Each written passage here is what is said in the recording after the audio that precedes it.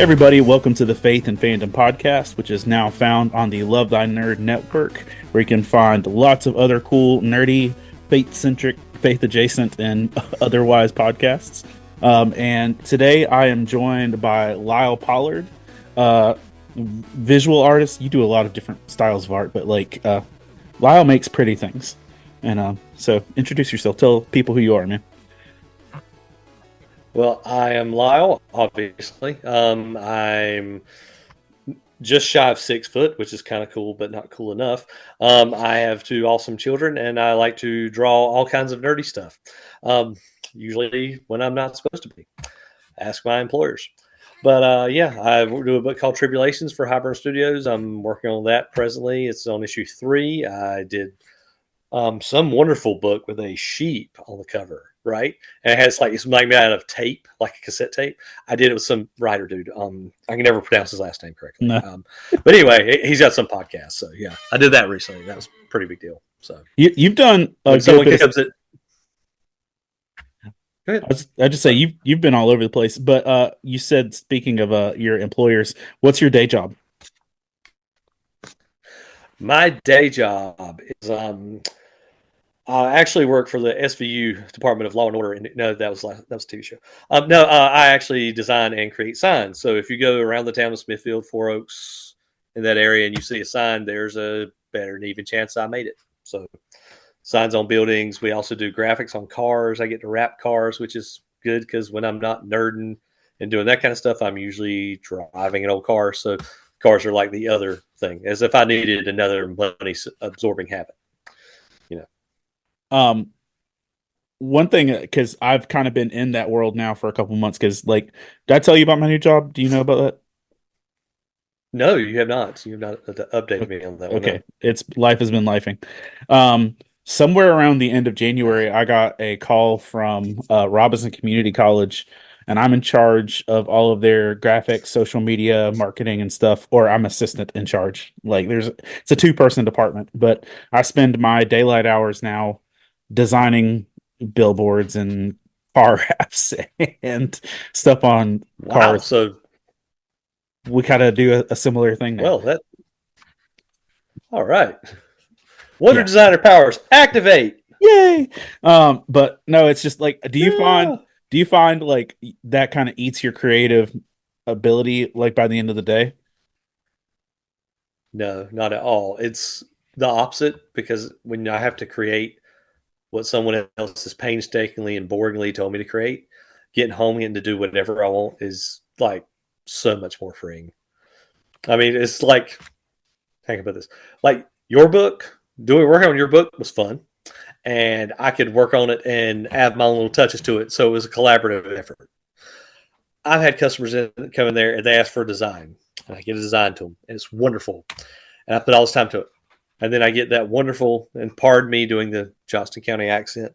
No, that ain't what I wanted. What I wanted was this big here number here, and I just need this to have my picture and my tractor on it. And this is just what we do. We do plumbing. I'm like, cool.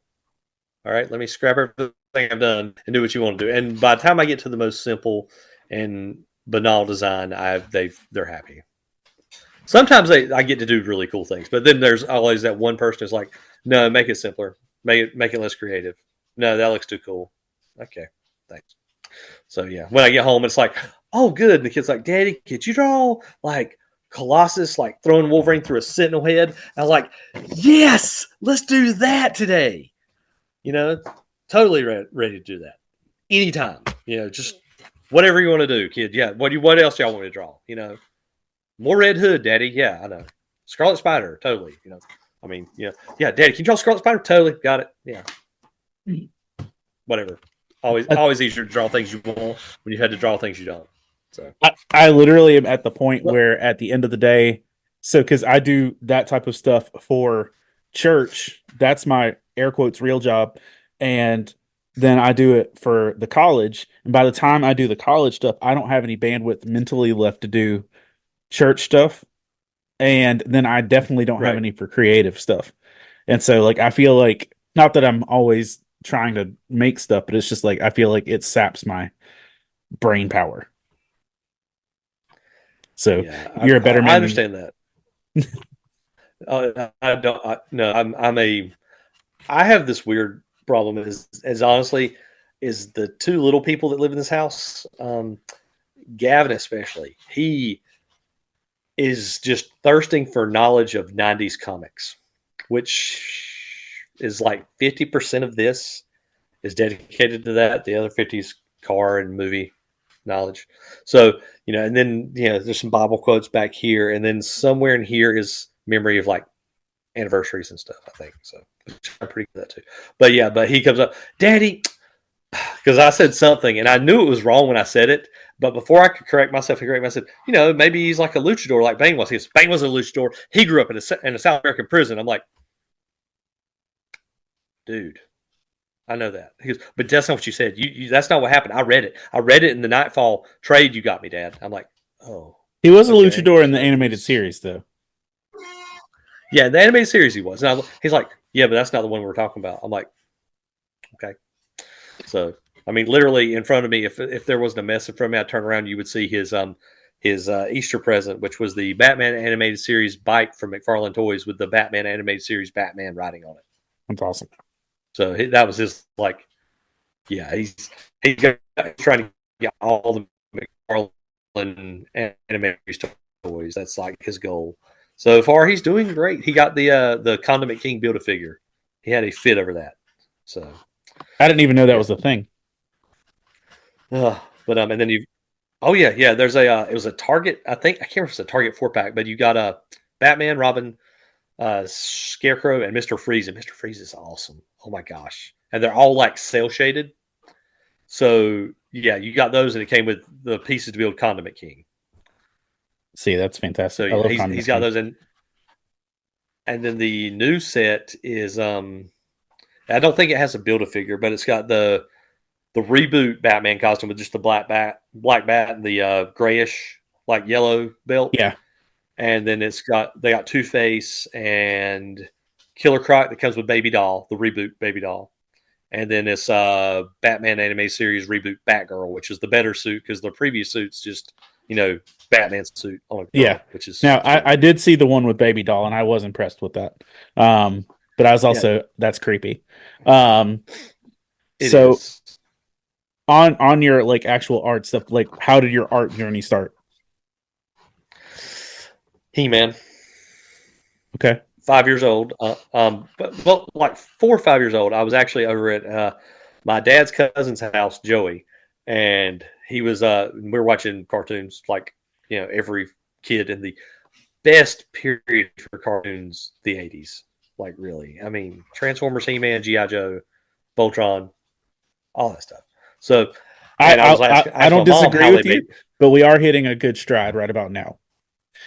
Oh no, we're definitely in a good stride, and honestly, it's like my kids didn't understand how bad the X-Men animation was on the animated series until they watched it the entirety. I'm like, story's solid, but compared to Batman the animated series, which had just come out, you had this like clean, crisp, beautiful animation style. And then here's the X-Men animated series, and they're trying to be between two worlds, and it's just not working. And then there was that last season's X-Men, which Gavin asked me, who drew this? This is terrible. I'm like, yeah, it's pretty bad. Beast looks like a blue human. It's weird. But yeah. But anyway, I asked my mom, I said, how do they make cartoons? She goes, people draw them. I'm like, oh, okay. Could I do that? She goes, yeah.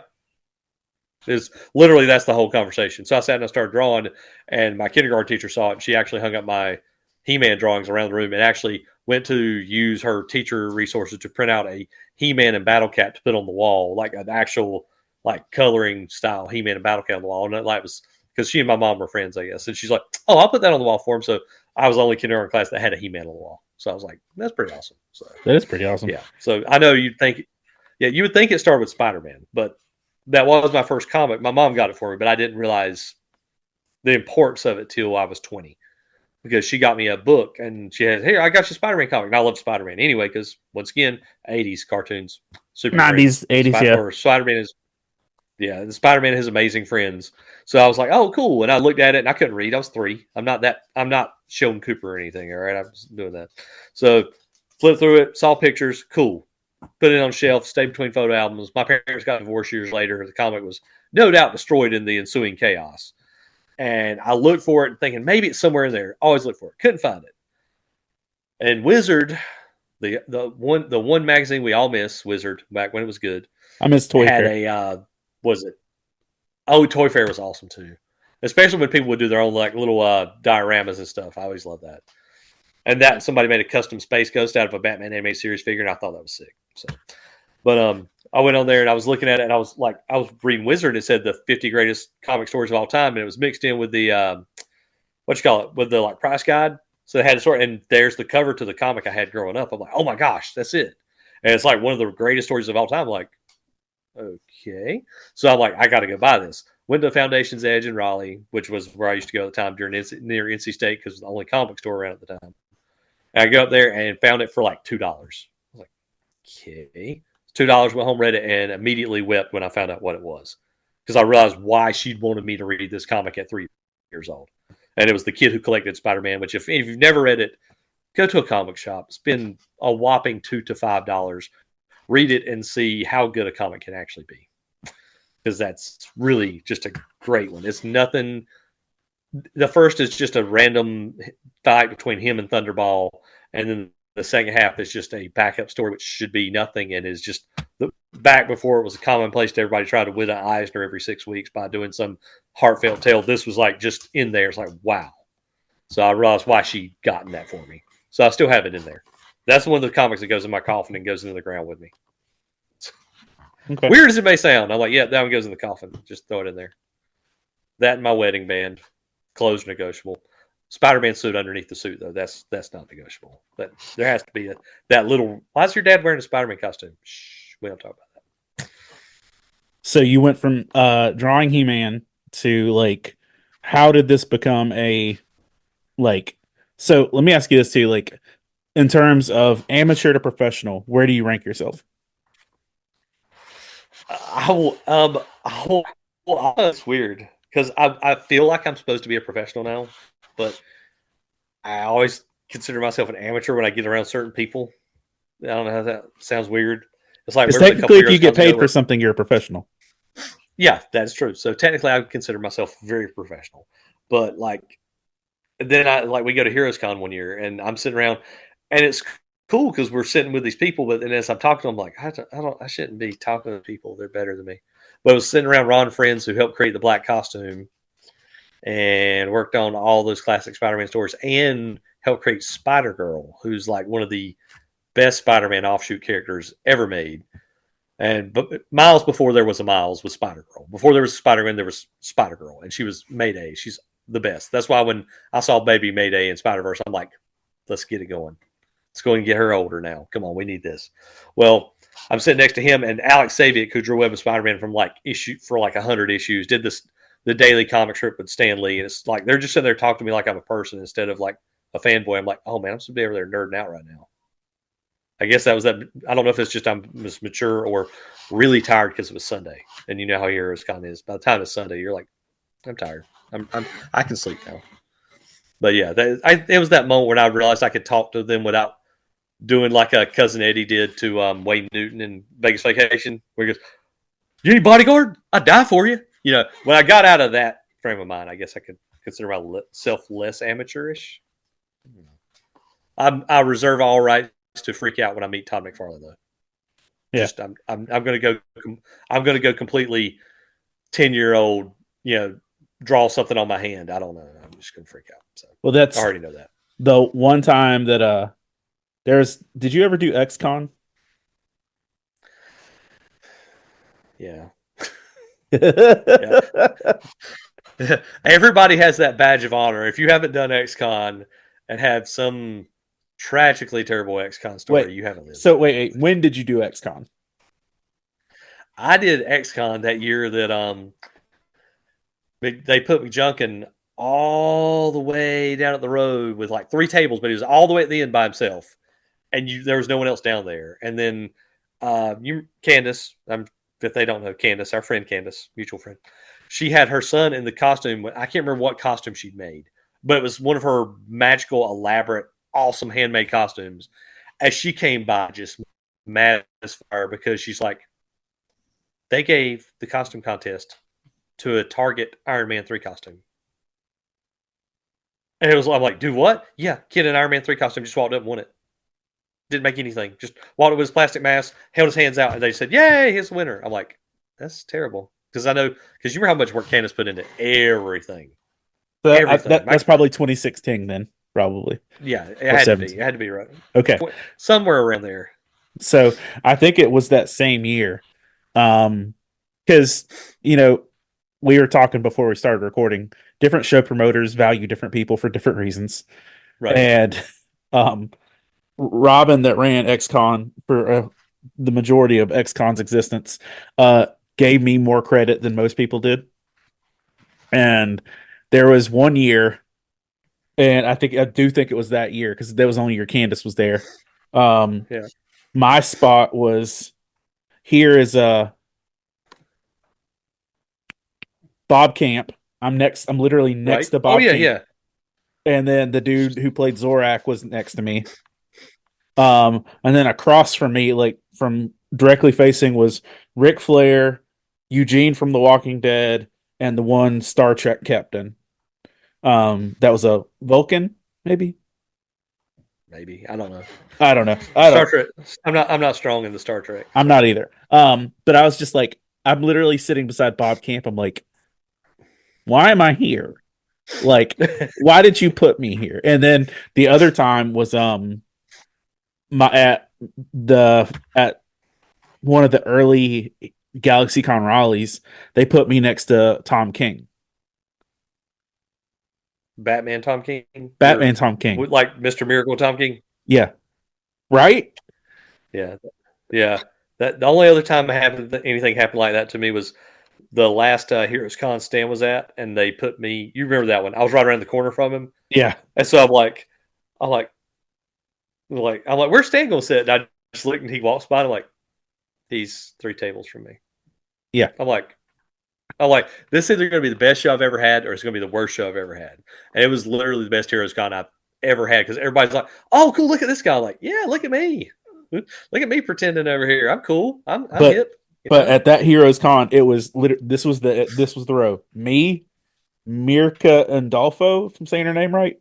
The lady who does like Unnatural, and she does the art that's a little too PG-19 for most of my Right. stuff, and Tom King, the three of us in a row. And I'm just like, what on earth is happening? But so like, what did you like? How did you get started into the comic world, the con world? What was that like entryway for you? That's fun. Well, for me, it started off like basically I went to college and I'm like, went for graphic design and had a bunch of friends, and it was like cool to like be in a slightly bigger pond, I guess, than Triton. So because like at Triton, I was like, oh, Lyle's the best artist school. Cool. There's only like 400 people here. It's not that impressive. It's like it's not a big sampling of people. And even then, I wasn't even the best artist in that school. But I went to JCC and got my degree. And I'm like, I'm going to Heroes Con. And like every person's first con, I'm going to walk in and Marvel's going to bow down and worship at my feet and tell me I'm the best person to ever draw Spider-Man. And I should have been doing it all along. And of course, that's not what happened. So, went down there and I drew some stuff. I did a cover contest for Highburn Studios. So, and lost that. And my friend won it because I loaned him a pencil. He didn't have a pencil. I loaned him a pencil. He got in the Charlotte Observer because I loaned him a piece of paper and a pencil.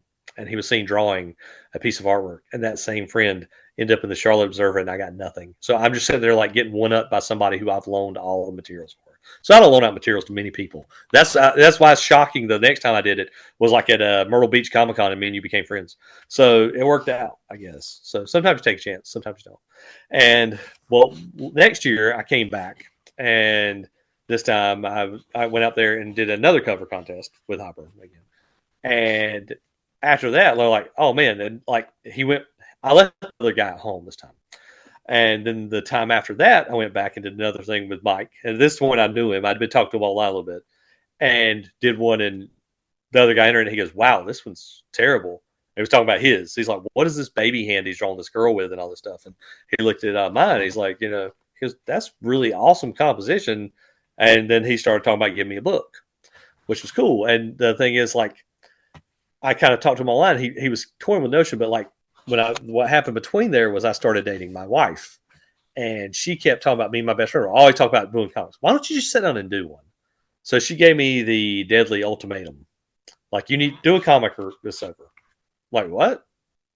So a friend of mine wrote a script. I drew 22 pages. So when I went there and I handed a comic up there, he goes, "You've drawn an entire comic?" I said, "Yeah." He goes, "Okay. You want to draw one for me?" And there it went. And so after that, kind of kept going. And it's like literally my first con that I actually attended as behind the table.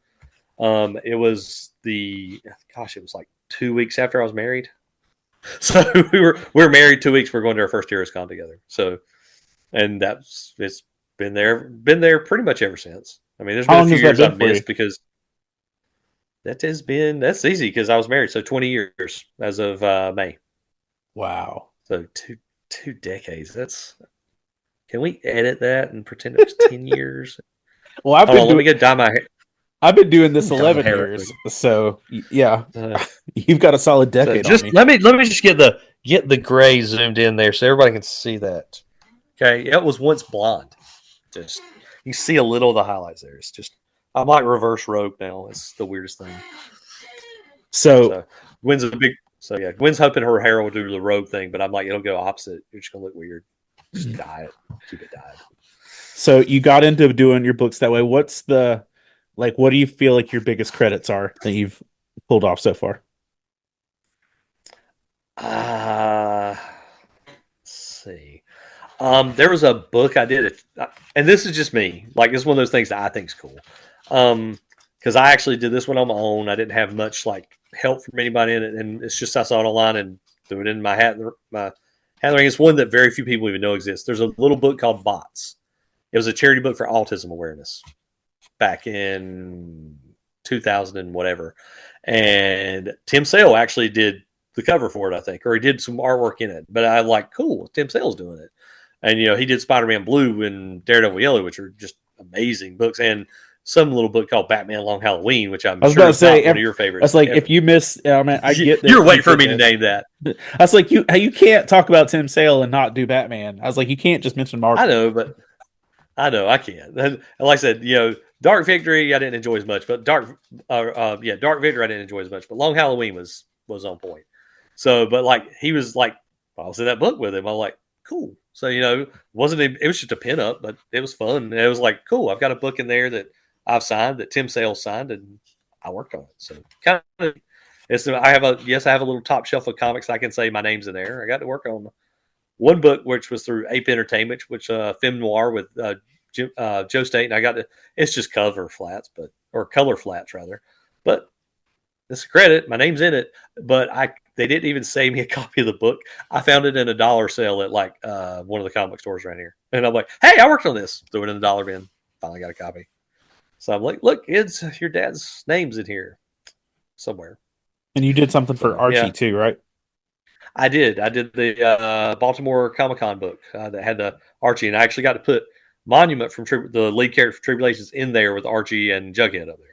So that was kind of neat. So he's technically teamed up with Archie in a non-official capacity, and then did the Telos book for Baltimore Comic Con. I got to draw the I can never remember his name, the tiger with the big sword. Because if I'm going to draw somebody out of Telos, it's going to be a tiger with a big broadsword. So, and just because I love Mike Ringo and that man was a legend, and I will hear no arguments to the otherwise because he's awesome. But he was one of the first professionals to really give me to not treat me like a foaming at the mouth fanboy trying to get attention. He was like, because his birthday we always fell on Heroes Con, and mine usually does too. It does this year. I think it's like the Thursday before Heroes Con. So he's like, but he was there. He'd always have a birthday cake brought in there, like a Spider-Man themed birthday cake. And his back would always get thrown out. So the next Sunday you'd see him, he would be like dope up on ibuprofen, trying not to wince in agony, and sit there and drawing a sketch in everybody's hardcover who brought him one. And I think he ended up dying at like 41 at his art desk of like a massive heart attack. And I was like, oh my gosh.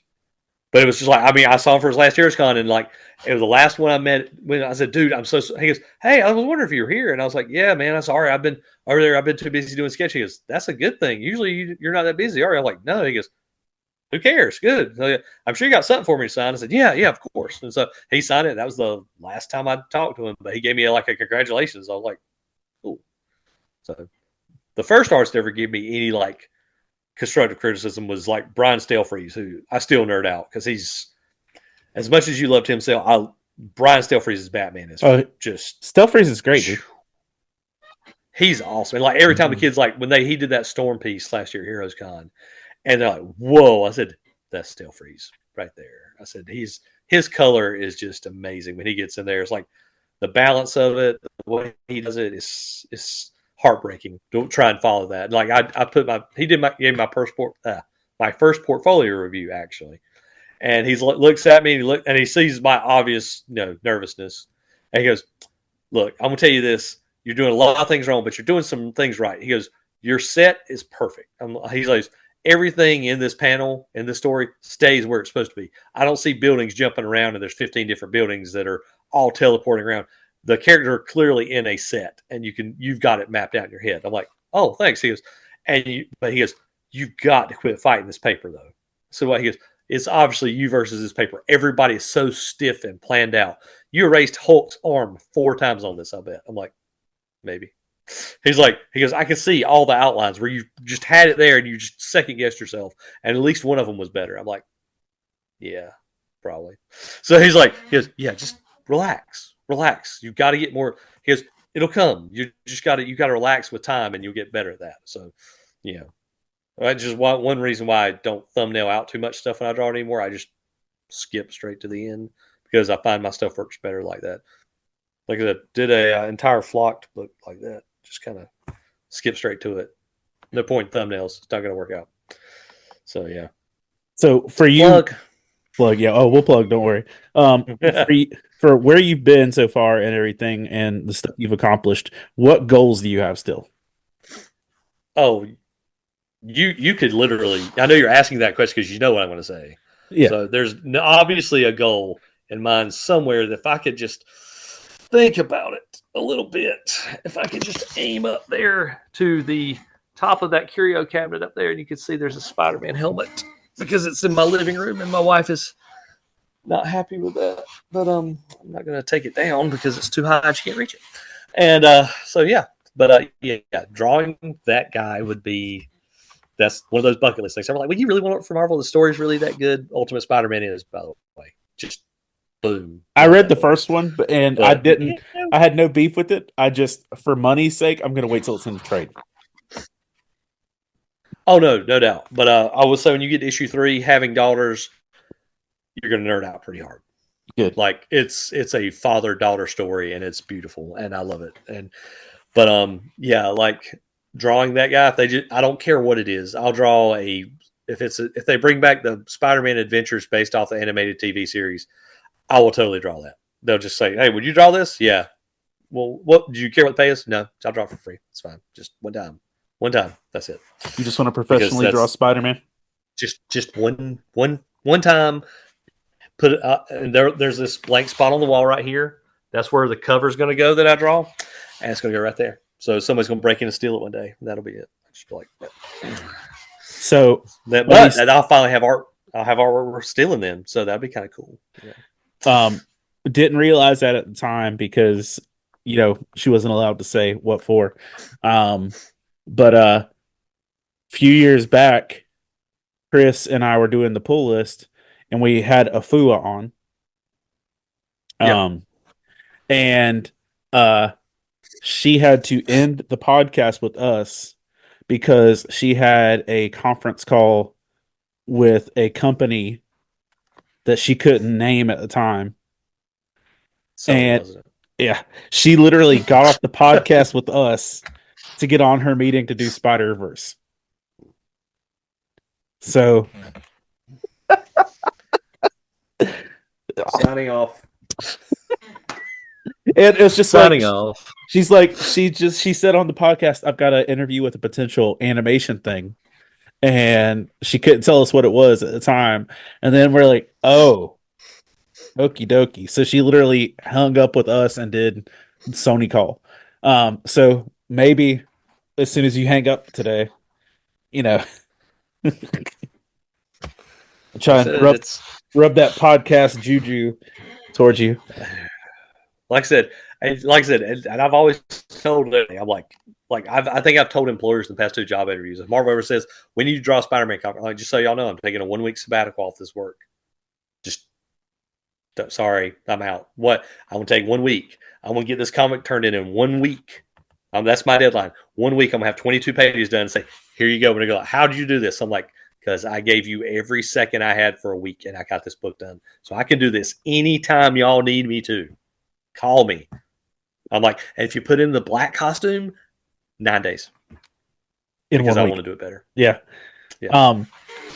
So I mean, dude, if Afua can and Sanford can make it into the movie, and the kid with the Legos can do it, like I feel like Spider-Man's a ripe property for you to get it. You think? I mean, really? And it's like, I mean, that's one of those things. I was like, man, you draw like the best Spider-Man. Like, and I always say the same thing. Please don't tell me. Tell Please Marvel. go to Marvel. Yeah, call them. Okay. CB Spolsky's still their talent scout. He's on all social media. Just say, hey, this kid. Old kid. Yeah, that'd work. Just say this old fart that talks about cars like an old redneck. He would be great at this. Just, that would be great. But we'll see. Like I said, they could do that. But like I said, I'd also be happy with end goals. I would love to have Tribulations come out like through Image and have like a big, huge audience. Yeah. I don't care much about the TV shows and movies things. A lot of people would, but I'm like, I as much as I was a huge Spawn fan back in the day. I've seen the movie too, and it's amazing people were still fans of it after that movie because that CGI still hurts my eyes to this. I think that's why I have migraines to this day. Is the CG in that movie probably latent effects of it, and and then it's like Invincible. I love the TV show, but I don't love it as much as the comics. I don't think you can really copy that level of just graphic terror that Ryan Ollie can portray in a very simple fight scene. Even the infamous train scene in Invincible still has nothing on any scene Ryan Oddly ever drew in that because it's just wow. And Oddly's like he's one of those artists that just it's intimidating to watch him draw things. He just does like a Venom head sketch. I'm like, why am I here? It's like watching Art Adams draw, like, oh, I'm gonna draw King Kong. And you see Art Adams' version of King Kong versus T-Rex, and you're like, so I should just quit. It's like he drew every hair on King Kong's shoulder. It's like, what? Why did you do that? You didn't have to do that. Just wing it, dude. Just zigzags. Don't make us look that bad. So yeah, we all have the ones that make us look bad. You and I have worked together on stuff for like 5 years now, 6. Yeah, I think we've got 4 projects, and you've done some other art for me too. But like, we did you did the cover for the travel journal. That's correct. Yep. You did the cover for Flocked Up, Sheep Still Going Astray, like little devotional book. You did Can I Still Wear My Cape, which is still getting probably the most love from certain groups. And I haven't announced this because I wasn't supposed to say anything about it yet, but I think it's about to actually happen. There is a church in Charlotte that is doing basically their entire VBS on Can I Still Wear My Cape? What? That's cool. Like, yeah. And I'm not supposed to say who or what until they actually do it. No, that's cool. But like but the thing is it's another artist, Ali Vendor, who lives in Charlotte, and I gave them a copy because they said that they were working with their children's ministry. And they said that's going to be the whole thing. Like they're going to have the art on the walls. Like they're going to set it up where all the kids are going to potentially get books, or they're at least going to all watch the video of it or whatever. So my artwork is going to be turned into Vacation Bible School standees. Yes, this is like. I mean, usually it's amorphous rocks and weird safari animals, but this time it's Lyle Pollard artwork. This is next level. I'm practically a coloring book. You are church VBS level, bro. That's where it's at. Hey, that is. I just how I am about musicals though. So hopefully they don't base any songs off of me. I don't want that. I love some. That's You handle the musical part. I don't. Yeah. Yeah. Um, I'll handle Marvel Coca-Cola tie-in products like this Daredevil can I'm holding in my hand, which if you haven't seen, no, I haven't. I heard that it was coming. yeah, yeah, I found a whole batch of them, and it's cool because it shows Deadpool, Colossus, I can't remember who else, and Daredevil, and it's like, oh, cool. And we drink a little bit of Coca-Cola at my house, just a bit, and yeah, and so far, let's see, here's 2 cans. Mine and Gavin's are sitting there, and they're Daredevil. The whole pack's Daredevil. So yeah, it scares you that I just pulled 2 Coke cans out of thin air, though, didn't it? No, So yeah, I've got but a. yeah, Okay, hold on. There's 2 Pepsi Zeros and oh no, Americano. So trust me, I'm with you. Um, yeah, yeah. but so we worked on that stuff, and you just completed the long haul of making all the artwork for Flockward, or yeah, Flockward. Um, out of the stuff we've worked on, what's been like just the stuff you've worked on with me? What's been your favorite piece? Like single page. The puppet. The puppet. By far. No, we saw it Elmo like at a thrift store, and Gavin looks like that looks kind of like the puppet you did for Mr. Hector's book. Not quite as terrifying. I'm like, yeah. I'm like, well, it's kind of the inspiration. I figure if you gave Elmo a goatee and stitched him up horribly, that would be kind of the end result. But I'm picturing him more of a putrid, like baby had too many green peas green, I think. And I don't know. In my Like I head, I said, think I was picturing in blue, but I feel that the green I think makes yeah, them all the more hideous. it does. Yeah, or like a light blue with lots of stains, like a UNC blue. Because the thing I think of staining things are UNC blue because I'm a let's get Wolfpack fan. No So satanic symbols, sir. no, that's the Wolfpack. That's the Wolfpack, sir. I That's know the what it is. Wolfpack. I It's know not what it is. satanic. Final But four. Respect to my boys. Finally, it's only been 31 years waiting. I was only in diapers last time they did I this. thought it was It's only 36. 31. It is 1983 is the last time they won it. All right. Oh, dude, do I need to go get the collectible Coke bottle that I have up there that has the 1983 championship team? No, it's just Yes. my boss for church is a big pack person, so he's been like saying 36 for a minute.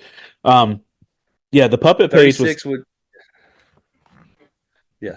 the puppet page is like pretty fantastic. I really thought I mean you've done great on everything, but the one page and kind of still wear my cape with like the kind of Batman vibe with all the villain arms sticking out of the cage, Oh yeah, yeah. and the Doctor Who one are like with the like I think the first draft you sent me of that, and I was like, I need you to make this not 100% the TARDIS because you nailed the TARDIS so well with that. I was like, hold on, bro, back that up. That's gonna come at us. Yeah. Yeah, there's like been 2 or 3 times I've drawn the TARDIS, like for Prince or something. There's one I have of Deadpool in the TARDIS that I did for longer. That's like one of my more popular prints. Like, Doc, this thing won't flush, and like so the TARDIS was easy to do for me on that one. But yeah, that's fine. Like I said, and that was the fun things. Like, oh, okay, I had to make it look like this, but how much like this? So I can so do like this. if you go on my Facebook page or socials, and I might even send some of these for the producer for the show to stick in there. For both the books that you drew for me, drew with me, for me, with me, or whatever the words are. I sent you stick figures. Yeah, yeah.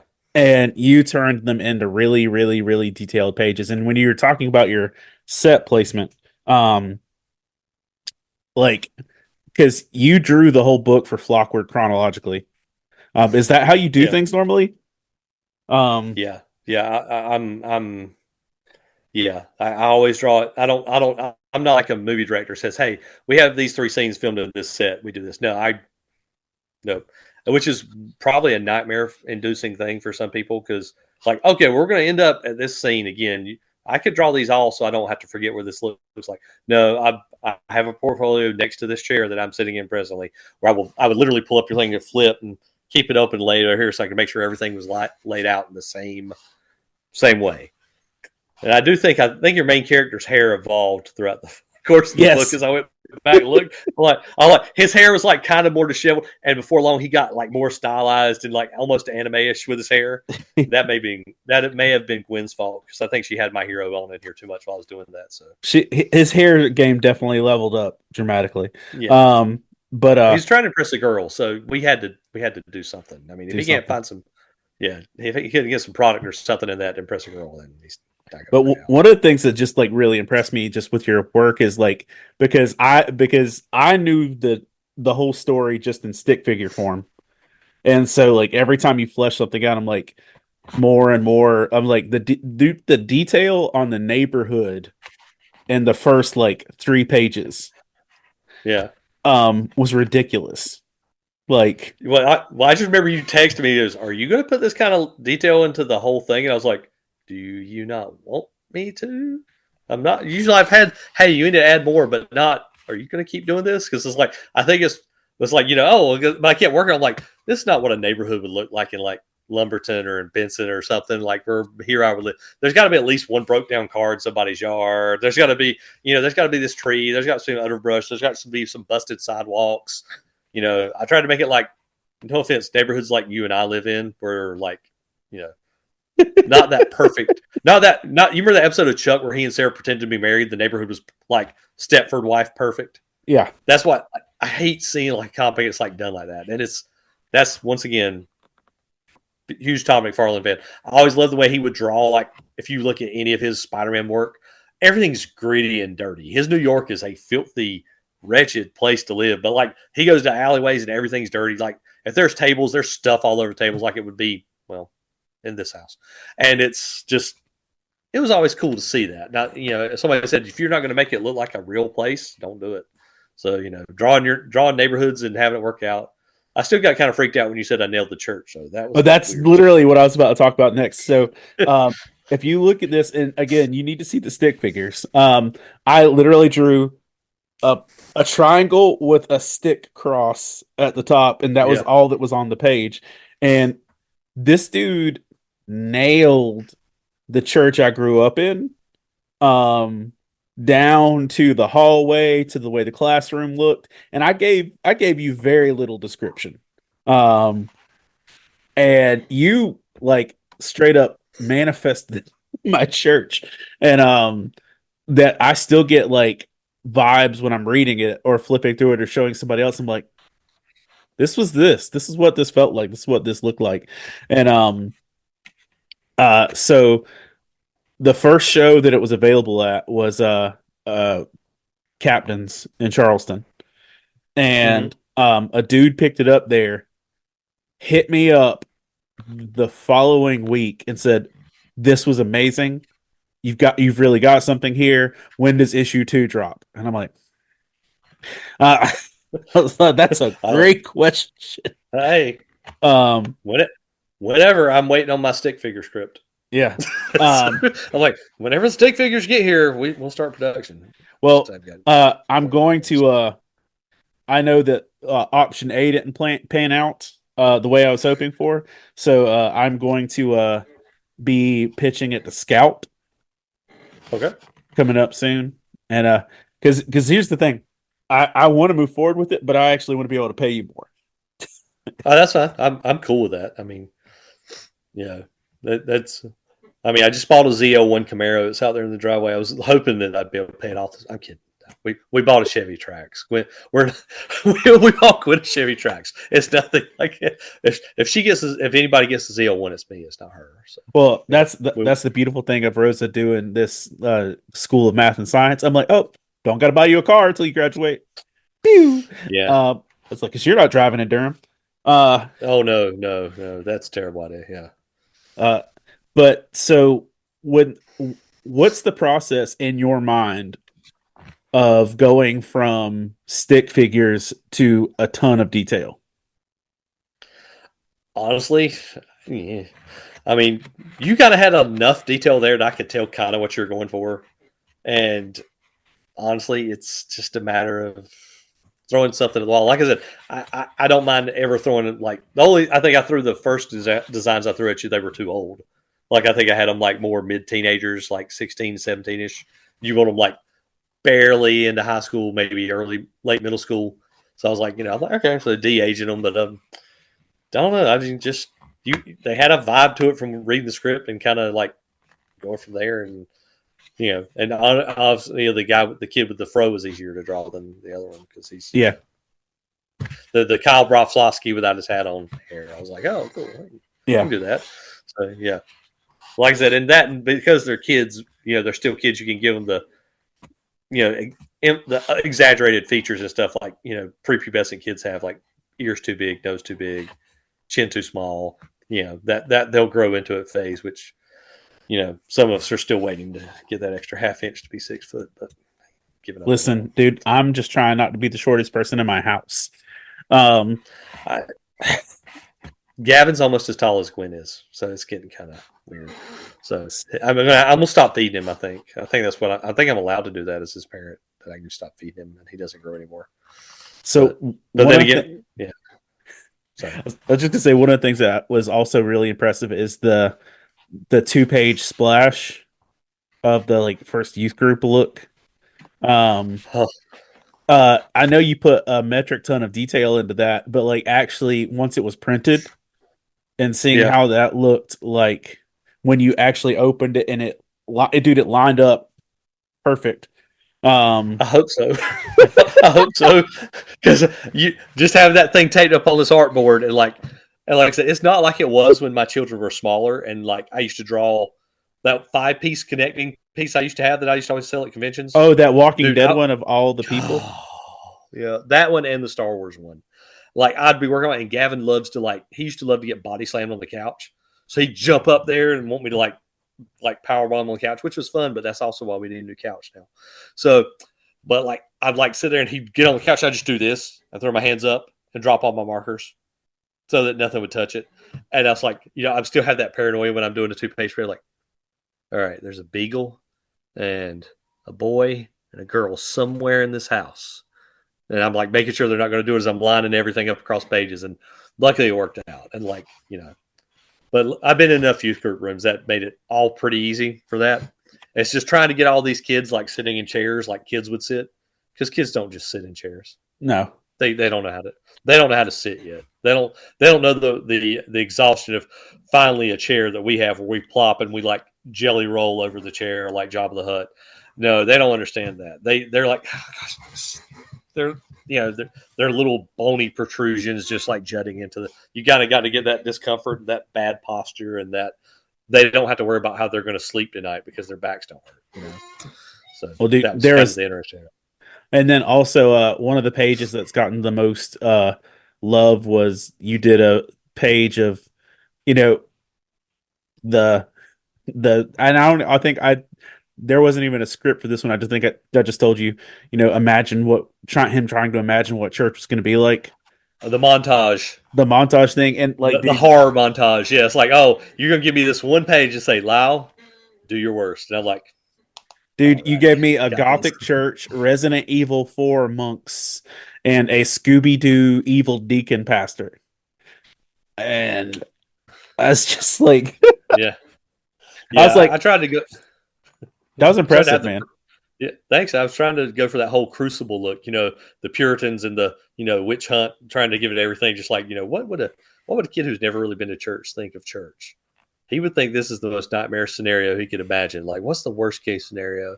And, scarlet letter, all the, Puritan symbols of, big buckled hats and stuff. That's what people think of it. I'm like, and it's hard to for me to think of it that way, because I'm like, I've been to church all my life. I'm like, what are the stereotypes people have about church? So, and trying to live in that moment for a minute, like of a kid who's never really gone. Yeah. So it was interesting trying to unplug my brain where I know what church is like. It's usually just normal people in a building trying to worship together and be together and find that common thread. So, yeah. And I feel like too, when we did it, we needed a couple extra pages, and that was one of them. And then the final page, and I feel like the book ends much better with the extra page, the puppet interrupting. Yeah, I feel like that ended much better. But I still say, like, the thing that impresses me most, like, about the whole book was just the cover still is one of my favorite things because like I had that in my imagination and like I told you what I was thinking and like you nailed it and the detail you put into the actual tape details is really impressive. Um I cheated. yeah. No, I I get had it. this next. Yeah, no, it's Aerosmith Get a Grip, which is the funniest thing. You can see it there. It's Aerosmith Get a Grip, which you referenced in the book. So, like I said, Gavin had this. I said, you give me a tape, buddy. I just want to make sure I get every little nook and cranny. And he brought me this tape, and I was like, oh, wow. I was like, well done, son. I'm I'm like, also very jealous well that you done. have that. Because I had that cassette for the majority of my teenage life. It's Um, still great. It's still great to this oh, day. it's dude, it's one of the better '90s rock albums. Period. It really is. And I mean, it's just, especially if you're one of those lucky ones who had the collector's edition CD that had the fuzz on it. Do you ever see that one? Oh no, I only Oh had a yeah, there's one cassette. that's yeah. They had one that was actually the CD, and one of my friends' dad had it, and it was actually like the cowhide CD that had the like fur on it. So That's and it had the Aerosmith logo and brand. It was so cool. I'm like, that is awesome. It's probably worth $5,000 now or something. Like most things that are cool are. So especially so. musical things. On your original book, Tribulation, tell us about what that is. That is basically the story of a single dad superhero. And spoilers for issue 1. So yeah, obviously it's single dad superhero. So obviously his wife is pregnant. He's off superheroing and doing what superheroes do, and he and his triad of heroes are fighting some villains. They end up taking him down, and he gets a call saying, "Hey, get up here! Your wife's going to labor." He gets there, and she's sick. And she's lost the baby. She passed away. Well, he doesn't stay around. He leaves in a fury of grief and rage, and throughout that, he doesn't realize that there were twins. She was trying to surprise him with something because he's a superhero. He's done all this detective work and all this, and it's hard to surprise somebody like that with something. And he doesn't realize that there was twins and one of them survived. So he now has a baby to look after. So his dad calls him like, you need to get back here. You need to stop and calm down. Quit worrying about yourself. And so he finds out he's got a daughter he has to raise, but without his wife who knows how to deal with kids. And here he is, superhero guy. And, so he has to learn to cope with the balance of being a dad. It's like, it's almost like if Peter B. Parker didn't have a Mary Jane there. Like as inept and aloof as he is with a child, imagine what that would be like if there was no Mary Jane there to balance it. You're all the kids got. So he has to deal with being all that kids got, but also the hero people call on.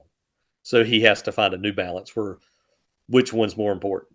Are you saving the world, or are you going to miss all these moments with your kid? So, and one of the things I wanted to make sure about this book is it's not going to be one of those, oh, he's going to meet another girl, get married. I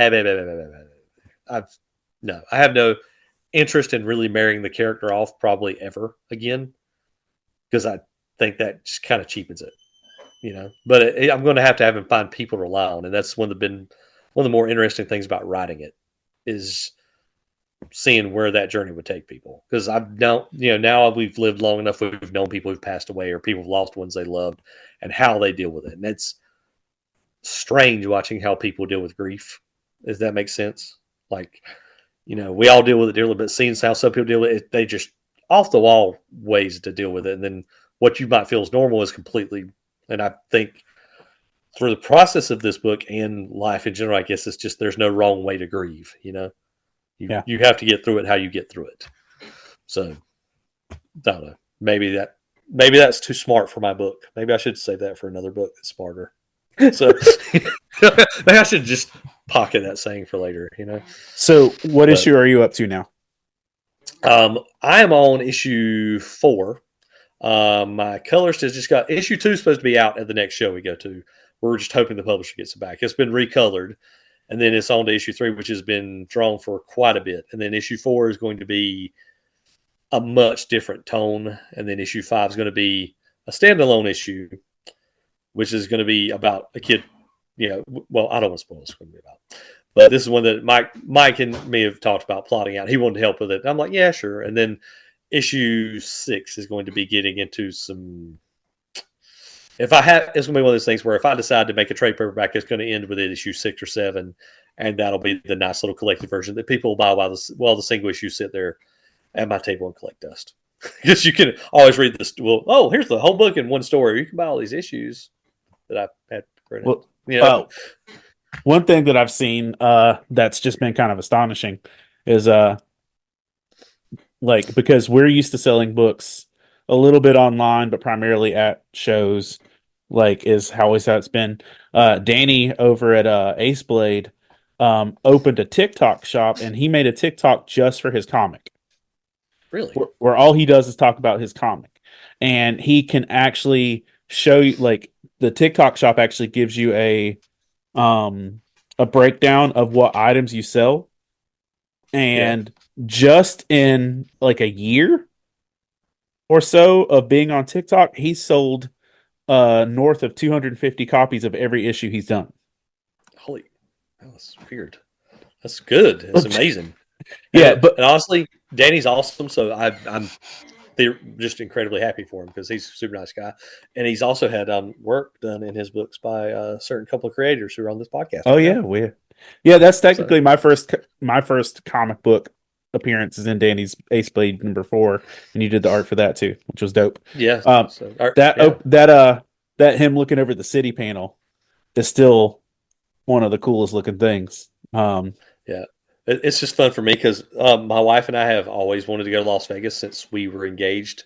We were going to go there on our honeymoon, but that's a long, sordid tale of where something happened and the money got gone and we didn't get to go. So it's like, oh, draw Las Vegas. I'm like, and fantasy Lyle has a cooler life than regular Lyle again. Just just like go back to it. It's like well, Lyle, draw the city you want to go to. So my wife had to go there for work and got fully paid to go there, and I'm like, cool. Oh, hold on, there's a knife right here. Yeah. You guys need that back. Like Vegas has never interested me just because I don't trust me.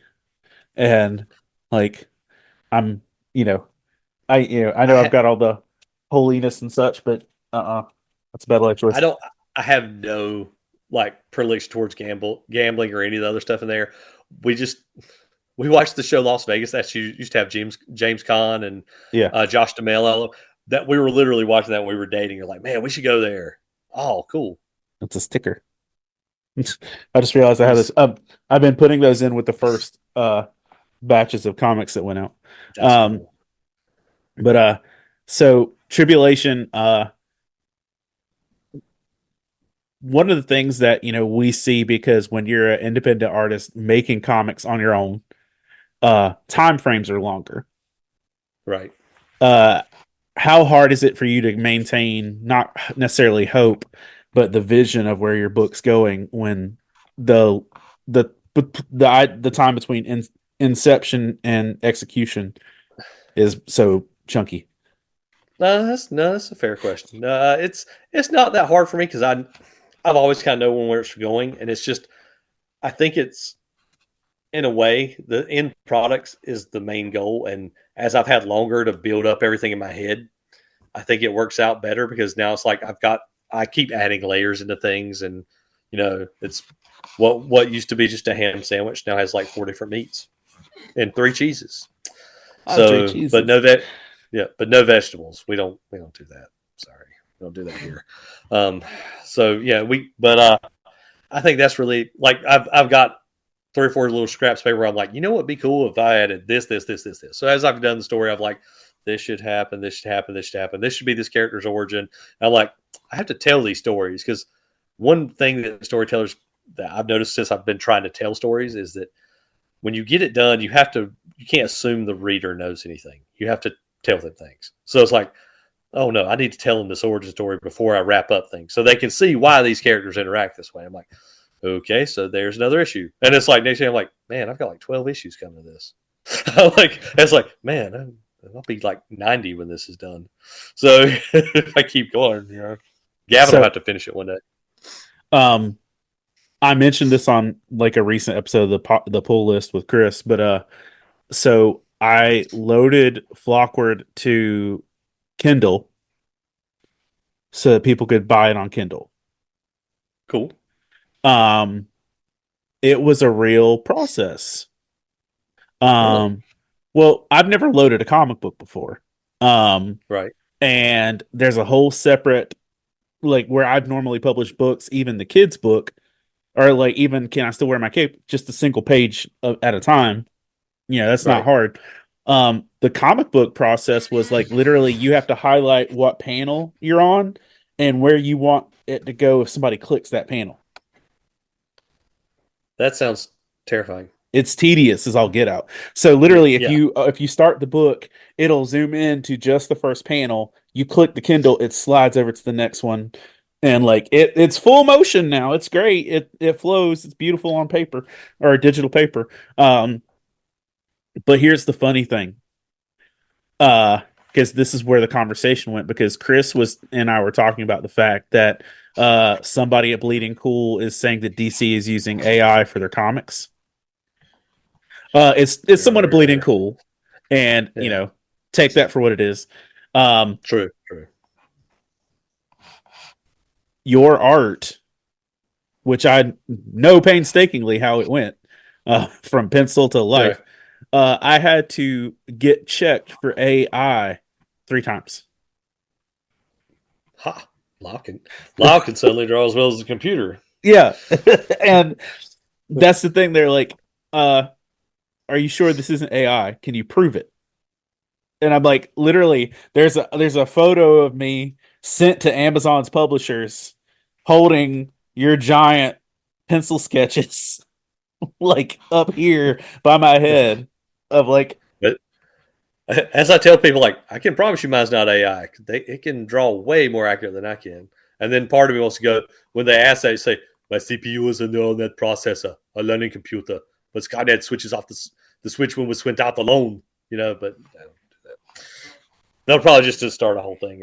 They might come in after me then. So yeah, I've already had my little battle versus AI the past month. what's that? So you, If you want to oh share, man. Okay, so Todd McFarlane did the Spawnery contest, right? yes, Big thing. I got 4 or 5 pieces done for it. I was really thrilled with them, and people were like, "Man, this is great." I'm like, "Cool, people. I can still draw Spawn, which I haven't done since like early college or late high school." And I was like, "Cool." Turn them in, and I had no delusions about winning. They're way better artists than this, and it was open to every professional and amateur artist in the world. Well, one guy won it, and he is an AI artist. Let me phrase that. AI people are not artists; they're prompters because they tell the computer what to draw and it draws it. And he was like literally just like cussing people up and down, talking about like, "That's right, I'm better than you because I know how to use the tools." And I mean, you could hear the gloating in his voice. And like somebody said, "Okay, well," he's like, "I made this in Procreate. This one wasn't even AI." After he just said it was AI. And so me and like Majunka and Watkins, all of us were like on there like, "This is kind of a little bit sus, honestly." And he ended up posting up something like somebody said, "Well, you created Procreate," which I didn't know this because I don't use Procreate because I use Hand Create. Um, Apparently, you can hit a button and it'll show a time lapse of the art creating itself, which is honestly really cool. Well, he said, "Oh, I don't have that file." Well, you want the file because you didn't make it yourself because the computer prompted. So then he went back and said, "Here's what I could save of it." And it's literally like 3 circles. And that's why somebody came up and called it out on it and said, "Yes, we can tell AI didn't really draw this because you can see where you copied this Greg Capullo cover and linked it and you just flipped the head this way and then you pulled these. And basically, he had just collaged something from other Spawn covers and he still won. So he's going to get published by Image Comics for like literally doing nothing." So I was like, and I had to just kind of pop myself on the hand and said, "You knew what you were doing when you entered a contest. One cheater slips through the cracks, and then you get upset." I'm like, yeah. I wasn't really that upset. I'm just like, man, and the thing is, I hate is that people are like getting mad at Todd McFarlane. I was like, dude, he hosted this contest, and out of like the 16 people that won, one of them snuck an AI artist in there, and an AI art submission. I'm like, you can't get really mad at him. He's literally running like 3 empires at this point, toys and all his DC collaborations, 15 Spawn books I think right now. I'm like, something's gonna slip through the cracks. And he's still making the honestly, best action figures out there. So they really are because and they know not to put their action figures in a cardboard box you can't see the figures in, which is better than some people don't realize it. Like if I can't see that face sculpt, I'm not buying that figure. No, Sorry, no. that's because Marvel Legends have had some really awesome face sculpts over the years. There's one that I got Gwen of Gamora from Guardians, the first one.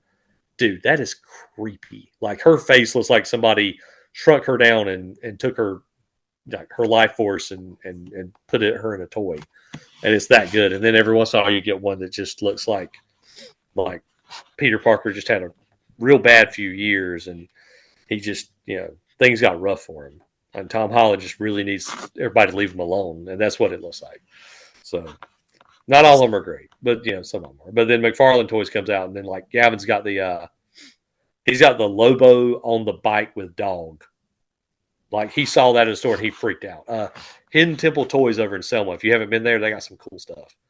And dude, it's easily 24 inches long, and it's Lobo's huge space hog, and it's got the dog, and you can mount it on there. And this has got Lobo, and it's got his guitar, so you can put him playing the guitar on it. So it's huge. He's like, I've got to get this. It's Lobo, Daddy. I'm like, can't fault you, bud. It's Lobo. So. Yeah. So let me ask you this, and I'll wrap up because I know you have to adult, and so do I. Yeah. What would you say is for someone that wants to get started drawing comics, even creating comics independently, wants to go down that road? What would you encourage them to do? As cliche as it sounds, just keep drawing when you're not drawing, someone else is. If you're, I mean, you gotta, and yeah, honestly, a lot of this business has been not what you know, who you know type thing. I've seen some people who weren't as good as me do better because they knew somebody. I've seen people who are way better than me do worse because they don't know anybody or know what to do. But just get your face out there, get in front of people, and as much as it scares most people in our line of work, talk to people face to face, not over the internet. Get to a convention, get in their face, and talk to them politely, which is another thing people don't really have anymore. And be personable. Like, I mean, we're all nerds here. We've all dealt with the uncomfortable instances of having to go outside of our wonderful bubbles of happiness and video games and have to go talk to the real world. It's scary. You get used to it, but you're going to have to do that. And that, if you can get out there and talk to people and just keep practicing, talent's only like half of it. Just, I can run my mouth at great length. I mean, we've been here like an hour. So, obviously, but it's, be personal, be friendly. There's nothing worse than going up to a convention, even if it's a professional, and then just sitting there giving you the stink out like, what do you want? I'm like, well, I've been spending hundreds of dollars on your books over the years. I just wanted to meet you. Yeah, here, take this and go. Yeah, I've had some like long-term artist favorites get ruined by some bad con experiences. And then if they're not like that they're like that on you have to worry about meeting them, and you have the con version of them, then you have the online version of them, which may be non-existent, or Spartacus leading a charge against you and everything you've ever stood against. It's like like I asked an artist a question one time online, and he took an entire page to correct a single typo in my post, which also made me paranoid about any typos in anything I post online now. So, I'm like, you didn't even answer the question. You just went on, posted a comic book panel where you addressed a typo in your comic. And I'm like, you know what? Cool. I'm like, note to self, don't when people show you who they are, listen, So that was one of those. I'm like, yeah, I really haven't bought anything from that guy since, which I hate to say because he was one of my favorite artists. I'm like, I'm good. So I've had a few like that, and then I just try not to be that guy. And you know me, if there's a kid comes up and I see them, like their parents tell them, no, don't touch it, I'll usually draw a head sketch, and then I watch that parent who's been dragging their kid around at a Comic-Con full of everything they could ever want in the world. Now you get to hold this picture for your kid the whole time. Doesn't that suck? That roll doll, let the kid rule the world type thing. James and John Peach, the kid's the smart kid. Yeah. There's other kids are always the smart ones in his books. I kind of like lean into that a little bit. Being a 42-year-old man in a Spider-Man shirt. Yeah. All right, 43. Daniel, correct me from the other room if I say 42. I know I'll be 43 in like next month. So if people want to check out your art, where do they need to go to? Instagram's always the best way, and it's always on there, and there's nothing that'll be unsightly for the kids unless there's. I mean, Halloween, I might draw some more monstrous things, but yep, go there. You'll see processes. I'll post up stages of it, and occasional pictures of a terrible dog that's laying there asleep on the couch right now, and children and cars, but mostly art. So yeah. And so that's at Lyle Pollard or At Lyle Pollard, yeah, just very, very easy. Just type in my name, and usually the profile picture is a Spider-Man or something that I've drawn. So if you say, "Oh man, that's a cool picture," it's probably me. Yeah, well, sweet. or somebody's, or I've finally gotten popular enough for bots to copy me, which is also flattering. So, yay! yeah. Waiting for that fake Lyle art post. Oh yeah, yeah. When AI tries to copy me, it's like, yeah, it only puts out one piece every 2 weeks. I'm like, yeah, that's what you get. Well, dude, thanks for taking the time to be here with us, and thank y'all for listening and for watching. And remember, you can find these episodes first at lovethynerd.com/faith and fandom. And you can find other artists and people there, from professional wrestlers to voice actors to uh, horror writers, the different people we've done podcasts with. And now Lyle's in that mixed bag of uh, assorted goodness. And also want to let you know that this podcast joins a lot of other Love Thy Nerd podcasts on the Glue network. That's GLU. It can be found on Roku and smart TVs, and it's a faith-centric area that's joining faith and nerd culture. And we're joined by other great folks like God Squad Church and Unity Gaming, and we're just be able to proud to be part of that. So check out your Roku, your smart TVs, and look for the GLU Glue Network, where you can find this and other great podcasts. Lyle, thanks for taking time to join us, and check out Lyle's work on Instagram. And if you are in the Carolinas, you can probably find Lyle at a show, and we'll be there at Heroes Con together in June, Father's Day weekend, whenever that is. Yep. So, all right. Thanks, everybody.